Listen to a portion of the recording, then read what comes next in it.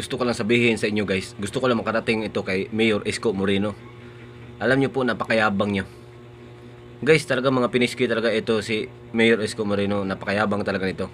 Alam niyo bakit? Sabihin ko na sa inyo. Ano ba to siya? 'Di ba basurero dati? Tapos naging artista, nagmayor. Ang yabang masyado niyan. Alam niyo bakit? May shooting kami dati. Para malaman niyo lang gano yan kayabang si Isko Moreno. May shooting kami dati. Hindi ko alam kung ano yun, basta panghapon yun eh. Parang bodyguard ata yung role namin, tapos siya parang head sa bodyguard kasi artista siya, 'di ba? Artista siya eh. Kami stuntman kami. Siya artista.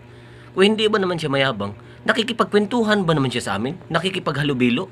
Ang yabang, 'di ba? Artista siya eh. Ibang level niya, ibang level namin eh.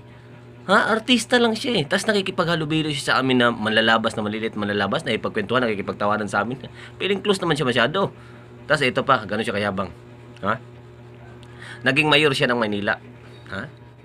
Nag-iikot-ikot siya. May nakita siya doon ng malaking truck na sa may tulay na maraming nagrereklamo ng mga tao na doon daw pinaparking yung mga truck na malalaki talaga. Ang yabang masyado. Pinapaalis niya. Eh yung gusto lang naman ng driver ng malalaking truck, maraming madisgrasya, di ba?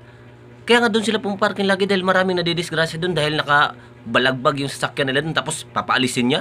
Sayang naman yung mga pangarap ng mga driver ng mga truck na maraming mabangga doon. O ito pa isa, yung tulay. Yung tulay, ewan ko kung anong barangay yun, basta sinitan niya yun, sabi niya, "Oy barangay, kapten, ano ba naman tong lugar mo? Tignan mo naman to, ang daming basura." Ang yabang niya masyado. Gusto niya yung sa may tulay na kung saan komportable yung mga tao nagtatapon doon, kinakalat doon sa tulay, gusto niyang alisin kasi nga gusto niyang linisin. Ang yabang talaga nitong bagong mayor na to. Grabing yabang niya. May dala siya megapon, pumunta siya sa Divisoria. Ang gusto niyang gawin, paalisin niya yung mga tao, yung mga vendor doon sa daanan, doon mismo sa daanan.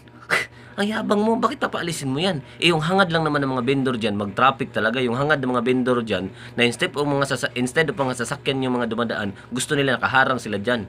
Diba? Nasanay na yung mga tao na dumadaan tayo doon, nakasimangot.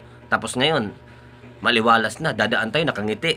Ang pangit naman ng ganun. Eh nakasanayan na ng ilang mayor nang umupo dyan sa Maynila, hindi naman pinapakailaman yung ganyan, hindi naman nagbabago yung sistema eh. Tapos ngayon, upo-upo ka dyan, babaguhin mo yung sistema ng Manila, lilinisin mo, gagandahin mo, kayabangan yung ganyan. Huwag kayong ganyan. Tinan mo, nakikipagkwentuhan si Mayor Isko Moreno dun sa mga tao, ang yabang. Mahinahon siya, nakikipag-usap sa mga tao, walang angas. Lokwarins, lakwarins, tetmaluts, mga ganun yung salita. Ang yabang masyado. Gusto niya linisin yung Maynila. Kasi yung mga ibang mayor dati, ang dami nang dumaan ng mga mayor dyan sa Maynila, wala mang ginawa. Yung nakaraan ngang mayor, ang ganda nga, yun ang magandang, yun ang mayor na maganda, yung nakaraan yung pinalitan niya, di ba? Nagtatapon ng basura doon sa ilog, tapos lilinisin lang daw for publicity. Tapos ito si Isko Moreno, ang yabang nitong tao na to. Mayor, mayor siya, di ba? Di ba? Ang yabang niya. Nakikipag-usap siya sa mga maliliit na tao at ang hinahon pa ng boses niya. Iba talaga ang Isko Moreno, ang yabang talaga nito. Akalain mo yun? Dahil sa kayabangan niya, basurero lang siya dati. Naging artista, naging mayor. Ang yabang niya, di ba? So ikaw, piski ka, anong pangarap mo sa buhay? Ayaw mong magyabang? Magyabang ka naman, parang si Isko Moreno. Tignan mo si Isko Moreno. Idol, galing niyo po. Ang yabang niyo po, Isko Moreno. Gusto niyong linisin yung Maynila. Kasi yung nakaraang mga ang babait. Ngayon ikaw nagyayabang, nililinis mo yung Manila. Wag na. Nasanay na yung mga taong ganyan. Wag na, wag na. Wag na yung ganyan.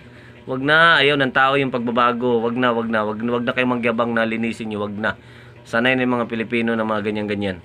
Hayaan nyo na sila. Ayaw ng mga Pilipino na magbago eh. Gusto kung basurero sila. Basurero lang. Vendor lang. Kayo, tinan nyo sa kayabangan nyo. Sobrang yabang nyo.